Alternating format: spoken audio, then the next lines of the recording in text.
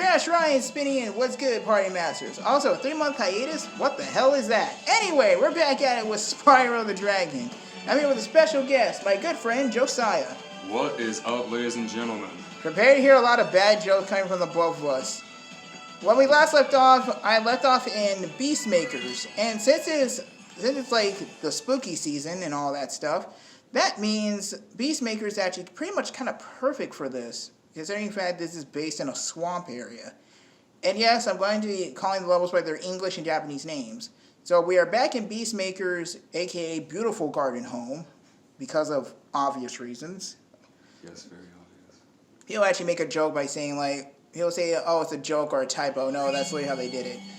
So we've been through, We've been through Terrace Village. We've been through Speed Tree, aka Treetops. We've been through Broken Palace, aka Misty Bog.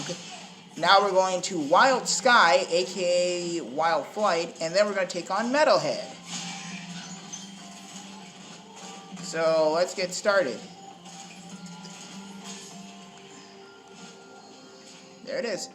And yes, as I said, each of the flying levels are nicknamed in the Japanese version. They're all called Sky. Sunny Sky, Crystal Sky, Wild Sky, Icy Sky, you name it. Butterfly in the sky. Oh my god! Great. I think that sounds familiar, and I think I know where those lyrics are from. Dang. It is a song. Oh, darn it! Right out the gate, eh? The way he just like smacks the water. Yep. That was a nice detail they added to that. Even back in, like, say, 98. Because they were limited on so many pixels. Okay, I'm trying to do this a certain way because there's a technique to this. There's a technique to this freaking course, like the other ones. So, I have to actually kind of like find my groove here with it. Actually, I'm supposed to go the other way, but sure, why not? Follow the path. Like, get them along the way, then that makes it easier. There is a technique, though, I could use. Where is it? Nope, that's not it. Come on, Spyro, do it. Wait, what? I can't? Wait, I can't do it in a tight space? I just did it. Never mind. Where, there it is. Okay, that's them cleared out. I am missing two. That's the reason why I like to go backwards with this. With the boats. So with the boats, you're supposed to go backwards and then go out the opposite way while getting the arches. This is gonna suck. I'll give this one more attempt, and after that, I'm just gonna jump cut to where we just fly out of the level because I do not want to waste your time with all this. Okay. So go for this guy first. Why? Okay, I deserve a do-over on that one. Darn it! 14 tries later, and he is still at it. Don't say that, no. Good God, no. Do not say that. Okay, I think I got it. Okay, I just need to mash the B button. That's all I need to do to make Spyro fly upwards. That makes it easier. He flaps his wings when he flies upwards. So I could just swing around. Why is there... Oh, come on! Okay, so the arches, like, dissipating. They're still tangible. I forgot about that. Son of an SOB, man. Okay, that's it. I'm doing this my way. Mother... Father, as a swamp boat comes hurling at Spyro. This is so stupid over its own bloody good. And no, I'm not actually. And yes, I am keeping all this in. I am not editing. I am not jump cutting. Come on, man! I was mashing B on that one. Ow. God dang it! I caused my friend. I'm making my friend lose it over here because of all my goofy mistries. Oh. And that's another. I swear for all things pure. Thank God this is not the second game, because otherwise I actually would be more upset. I would actually be upset, not annoyed right now. Dang it! Never mind. I'll get him later on the backswing. Okay. I hate that that's tangible. Fly up. Drop down. I hate that that's tangible. Ah, come on! I was mashing B to fly again. I hate that they're tangible. That's so lame. And if you mash B fast enough, you will end up with delicious mashed potatoes. Jesus. Also, for all that delicious mashed potatoes, all that and more, just for only $3.99. What a freaking steal! Is it? But is it worth it? Is $3.99 actually worth some? Is it $3.99 worth mashed potatoes? I mean, I feel like it all depends on the type of like mashed potatoes you're getting, but also like Are we from talking? which place. Well, okay. Here's the question: are we talking like regular? God damn it! It could be like Strax potatoes, which is actually pretty good. I was thinking more like flavor. Are we talking like regular potatoes? Or are we talking like the herb and garlic kind of potatoes? Because I don't think I've ever had the herb and garlic really potatoes before. Yeah. That's actually really good. That's actually pre-seasoned. That's the funny part. I know we're talking about food in the midst of all this nonsense, but then again, But in reality, who really cares? true. This is Look at, technically like the Game Grumps, dude. right, this is technically commentary in a nutshell. Then again, well, actually, what is commentary but just it being a freaking podcast? Okay, we know what? Okay, I need to focus on one thing at a time here. Okay, so there's a weird order. Okay, you know what? I got an idea. Let's just go for the chest first. Then on the backswing, I'll just get everything else. Yeah, because I get these in almost like two in one go. Two at a time, I should say. Alright. Okay. So far, so good. I hear a plane. That's why. Bird, is it a plane? No, it's Spyro the Dragon destroying said planes. Have you seen the commercial for this freaking game? It's actually rather funny. No, here's the thing. I'm not gonna say I've never seen anything of this game before. I've seen like, I remember watching bits and pieces of it. Well, no, not even that. I remember watching a YouTube video of this guy who was comparing like the original Spyro to I think this Spyro. Or it's like a Spyro remake, and it's like comparing like how it looked like back then and just everything about it. So yeah, there are a lot of major different. Yeah, there are a lot of changes here and there. Come on. Nope, that was the wrong button, and that wasted time. I think this other boat's getting away now. Come on, baby. Thank you. At least it was cool though. No! Darn it! Because I didn't do it the first time. Because I misremembered the buttons. Okay, doing that again, because apparently that was a better strategy. Yeah, Spyro actually, they released it somehow, like, what is it? No, it was a Spyro 2 when they did that advertisement for it. Spyro 1 was like the commercial for that was set up like Robot Chicken style. And I do mean that, because how the way it looked with the animation and everything. It's kind of set up Robot Chicken style, and the wording was, Spyro's back. Spyro's back. Mess with this dragon and you'll get burned. Ready to eat for everyone. Oh my god, that was on me. I actually was doing good there. I actually figured out the strategy there. So go for the chest and the plane. That's for fail.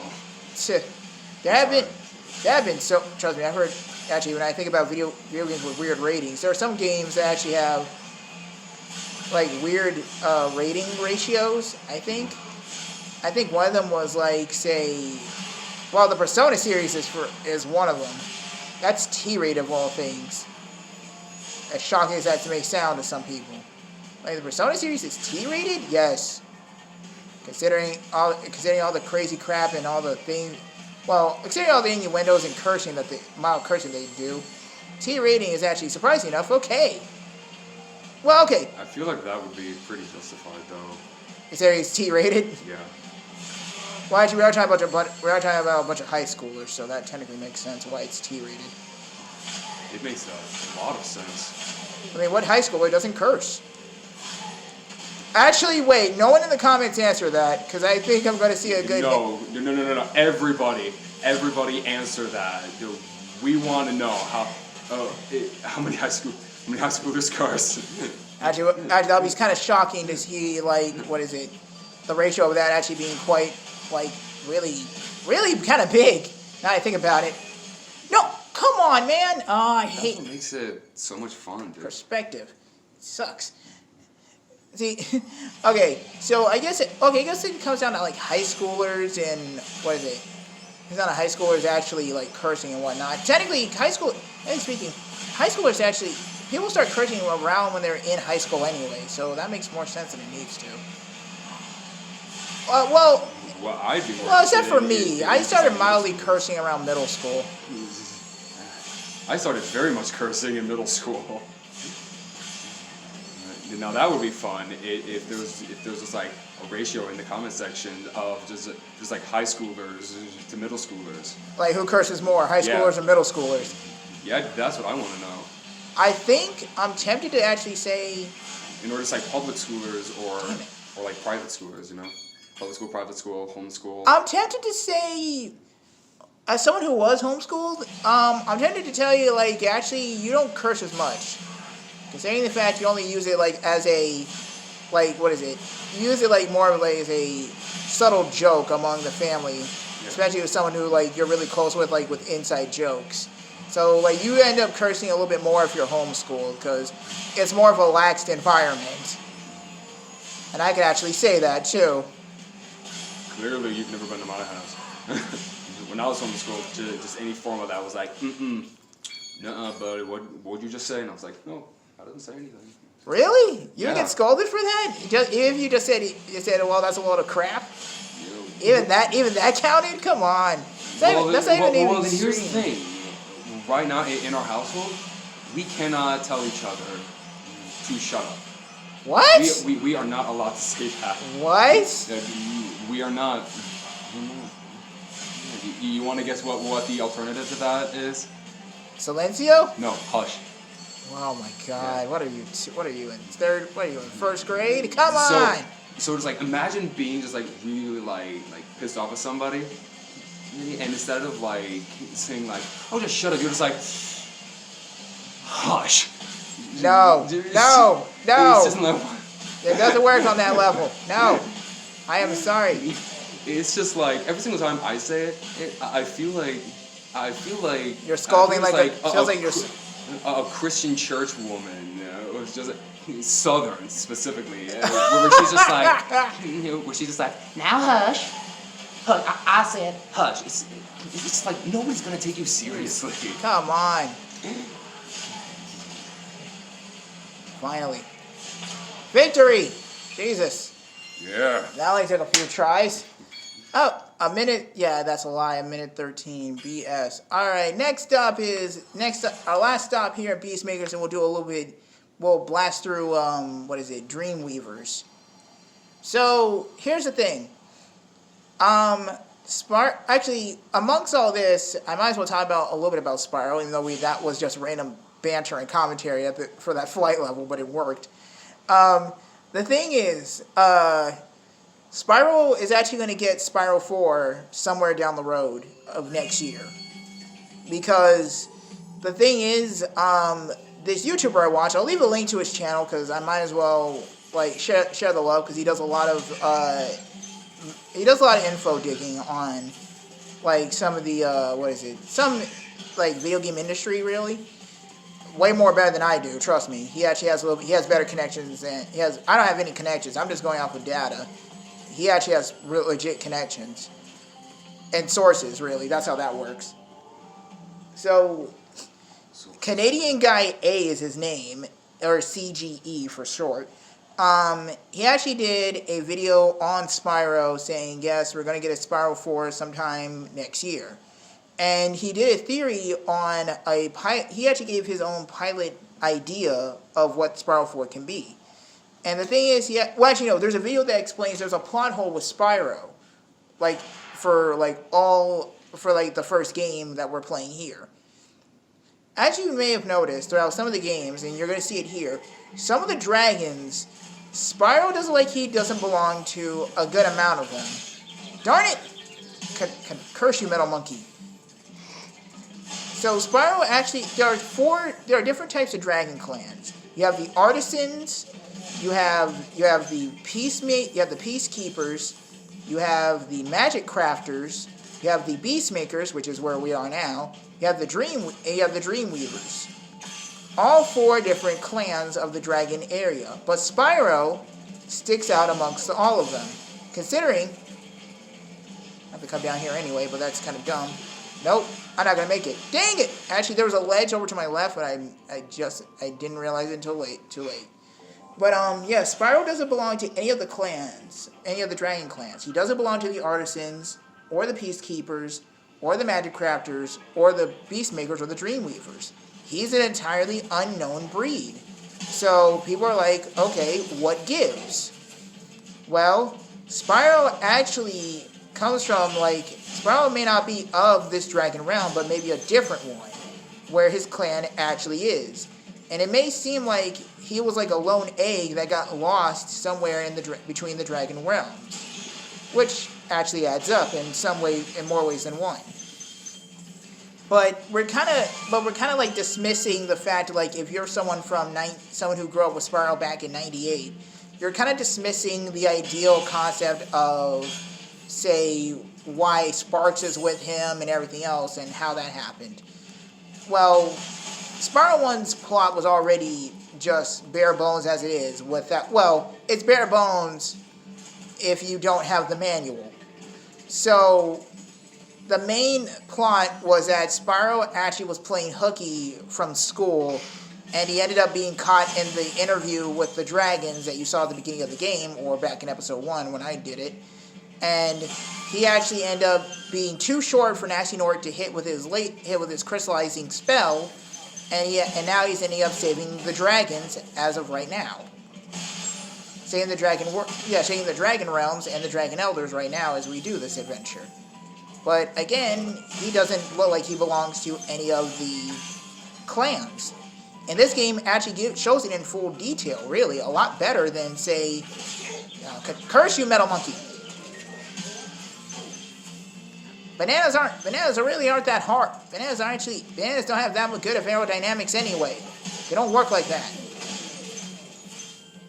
No, really, they don't. Trust me. Try throwing a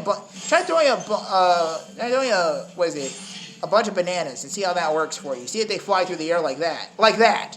Looks like DK. And by the way, they're shiny. It looks like something out of DK64.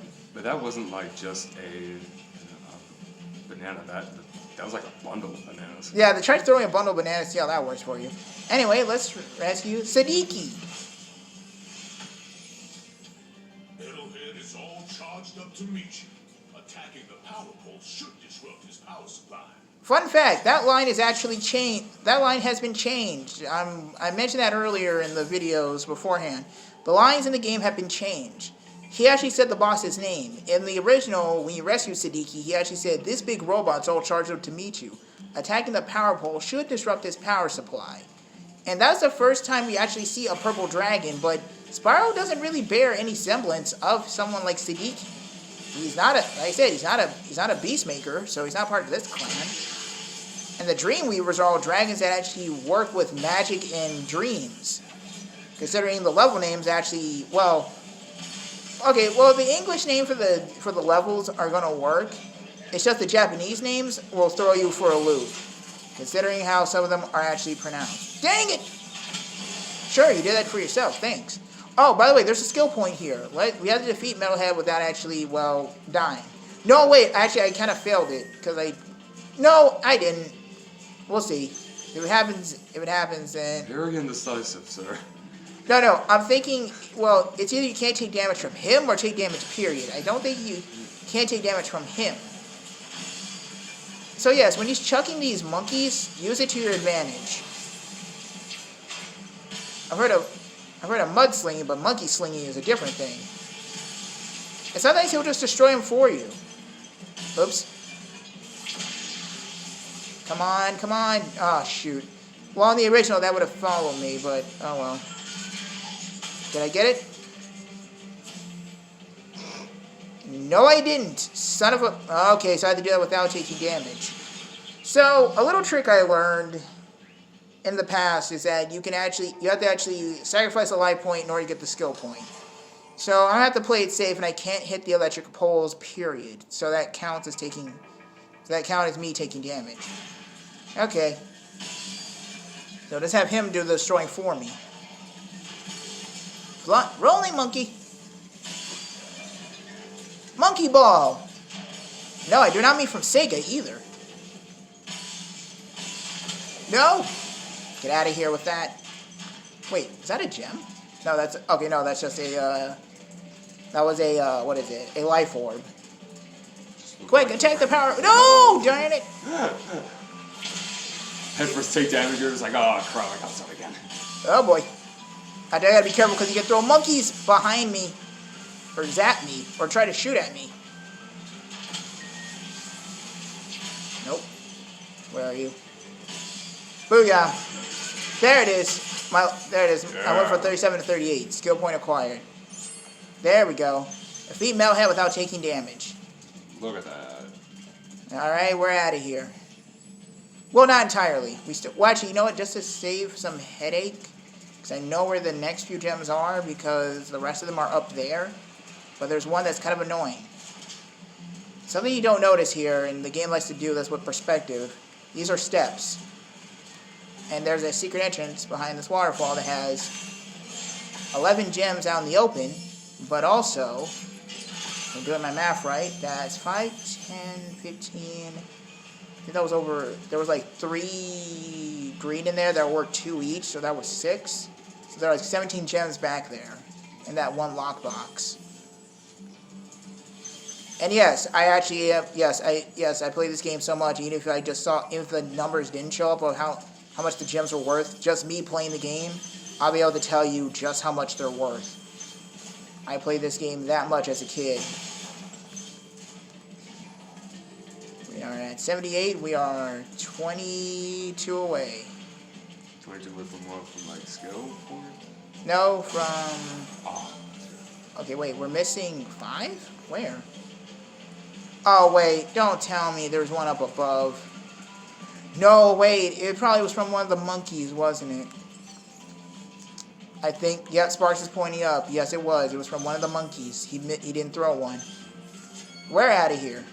I would like to let everybody know, at least those who are watching, that I've never ever played any of the Spyro games, nor have I seen like much of any gameplay. So everything that's going on screen right now, completely blind to him. I have absolutely no idea. So if I'm like making fun of something or just no, just go for it, because like the context is that you don't know the game series, so that's pretty much fine and okay. Trust me.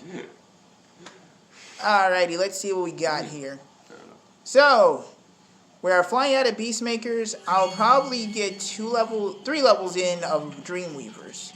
Oh, I feel much better now that so many dragons have been rescued. No problem, Cray. Oh God! No one in the comments make the joke. Jump in the balloon, and I'll show you the Dreamweaver. Are you ready to go? Do we need to get him some like Kleenex, some like sinus medicine or something? Because he sounds like really, really congested. They actually have different voices. That was actually the intended thing for them. Technically, in the first game, they didn't talk at all. Actually, in the first game, there was a scrapped idea. It was supposed to be Vikings that actually got Spyro around from boat to boat. It wasn't actually supposed to be balloonists. Because Vikings were more a common thing with dragons than balloons. It's wild to say it like that, but it actually is true. Well, no, I'm not laughing at the fact that with like the Vikings, I'm just like dragons. Yep. And Vikings, it makes sense. It's just like that would be like a pair that you would never ever really think. Considering dragons can fly, yeah, that's the joke. That's the reason people find it weird. Welcome to Dream Garden Home, aka the Dreamweaver's world. This is where dragons of all kinds deal with the mixture of magic. Well, boy. This This is where dragons up here use different deal with things such as dreams, such as ranging from your casual good night's sleep to your average everyday nightmare. And there's one level we ran past that actually shares the name. This level here is Dark Passage, but in Japanese, this is Nightmare Road, and you'll see why when we go in there. I'm going to do 2 levels here and show off what they really are. Show their true colors. Now, in the original, if you charge that last one as it was getting turned back into a large form, like in the original, there's a glitch that happened where it would do a stretch animation, because it wasn't supposed to render the fact the character getting hit mid-animation while transforming.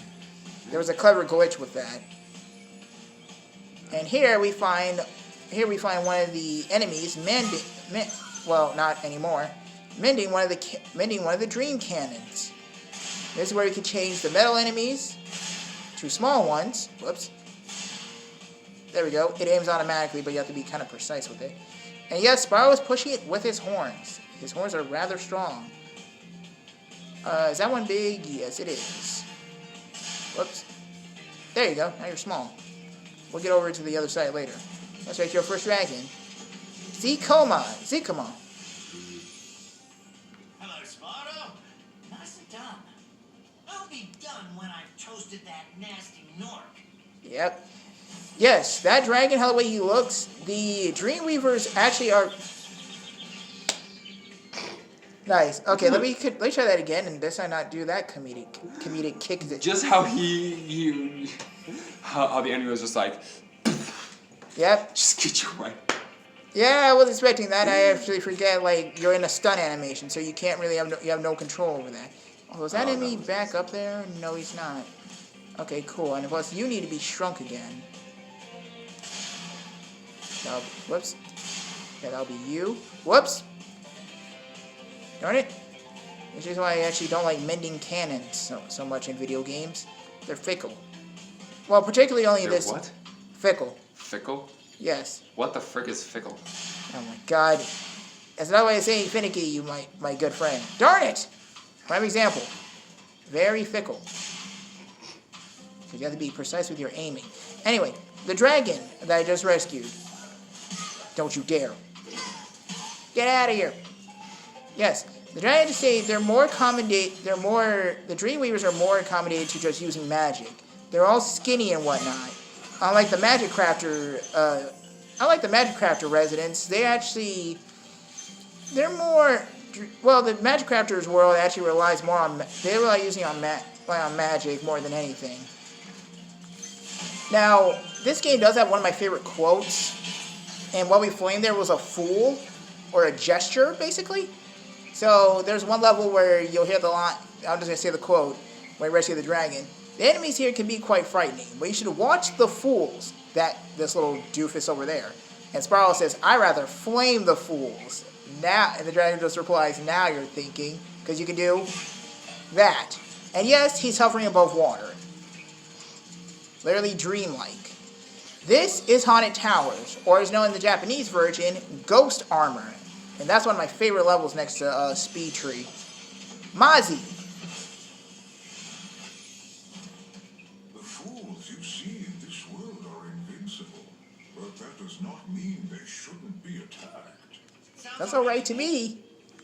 And I agree. He says just because they're invincible doesn't mean you can't kick their... Invincible. Yeah, he said just because they're invincible doesn't mean you still can't, like, flame or charge at them. They might do something for you. But I was like, alright, cool. They can't get hurt, then that means more fun to... That means I get to enjoy beating the snot out of them. A little sadistic, but hey, if it works, it works. And I mean, like, if they're just like a little bit congested, and beating the snot out of them would definitely help. You're saying that because of the balloonist from earlier? Actually, the thing is, we can actually go to the final level now if we wanted to. No. You said you would beat the snot out of them. Right. Oh, because they're congested. So I made the joke. Oh, them being... Yeah, okay, I get it. That'll clear out... That it would help them out if they were congested. Hey, if it opens your pores, then who am I to complain? might open up your pores and maybe a couple of wounds. Who knows? True. Who knows? Who knows? I actually. Oh my god. Lofty, which is kind of funny in a name. There's the name of the level. Welcome to the Dreamweavers, young one. While chasing Nasty's minions in this world, you must expect the unexpected and prepare for what is not there. So what he means by that is actually we're going to get into. Funny we made. This is Lofty Castle, aka Fairy Trap. We'll get into why that's called that later. So the thing is, he says, expect the unexpected. Expect the unexpected. You must be prepared for what is not there. What he's saying is actually this has more context now than it did back in '98, because there's a skill point here that actually is based off of that. Based off his statement. For those of you who may have missed this, walk through this wall. No, just trust me. Everything is not what it seems in the Dreamweaver's world. Skill point acquired. Find the secret room. Yep. Like you said, everything around here is not what it seems. Like I said, the Dreamweavers are just wild. They're just a wild bunch, and I love it. I think if I had to live in one of the Dragon Worlds, I would say I would take Magic Crafters, because I'm not much of a fighter, and I'm not much of a fighter, but I can put up a fight. And on top of that, I wouldn't be too against using magic to like turn someone like into a frog or maybe a hedgehog. Why a hedgehog? Hey, a frog is like okay, like doesn't it look like a hedgehog? Because it's fun and it would actually make a lot of sense. It's fun. It's funny to me because it would just be very funny to see someone like just scoot, like basically run around and curl up into a ball when they scare them. All right, so what I'm going to do first is actually let's go for ghost armor. So so our first destination is going to be Haunted Towers. I like how, yeah, actually, Whirlwinds, yep. Now, there's a trick to this level, and I'm going to use it to speed run, basically do a small little speed run tactic through all this. So into ghost armor, aka, wait for it, Haunted Towers. So the reason why the Japanese name is actually called this. Oh, by the way, let me finish the sentence. I'll get on the other one. The reason why it's called this, you'll see shortly why that's the case. Also, the final boss's name is called Jock in English, well, in French and in English. But in the Japanese version, it's called Funbox for obvious reasons. And this is Haunted Towers. And by the way, I don't know if I mentioned this. And by the way, if you wonder why it's called Ghost Armor, that's why. This enemy over here, he cannot be defeated by normal means. He's too big to charge, and he's metal, so we can't flame him. But one of the dragons will give us One of the dragons here will give us a hint on what we can do.